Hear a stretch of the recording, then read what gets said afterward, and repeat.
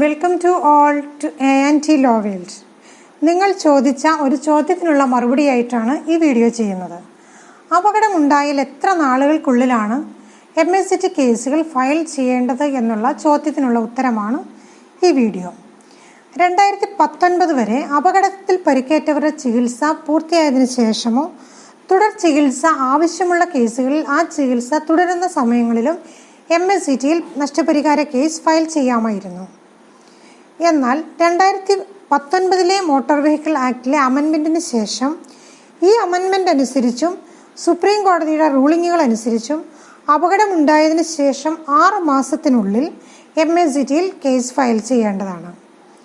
6 മാസത്തിന് ശേഷം ഫയൽ ചെയ്യപ്പെടുന്ന കേസുകൾ കാലഹരണപ്പെട്ട പരാതികളായിട്ടാണ് പരിഗണിക്കുന്നത്.